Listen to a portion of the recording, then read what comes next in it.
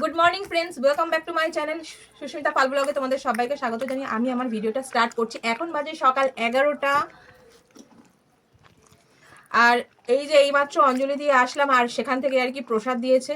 এই প্রসাদ খাচ্ছি, লুচি আলুর দম আর যেন কি এর আচ্ছা 4টে লুচি, আলুর দম আর ফল প্রসাদ। আর আর এখানে না বোঁদেও রয়েছে। আজকে শুভ মহা অষ্টমী, তাই জন্য সারাদিন আজকে লুচি লুচি লুচি লুচি লুচি ফুলকো লুচি। সবাই যেহেতু ড্রেস দিয়েছে তাই জন্য আমরা রূপোর হারটা, এটা অনেকটা ভারী, হ্যাঁ একটু বড় দেখে রূপোর হারটা দিয়েছি।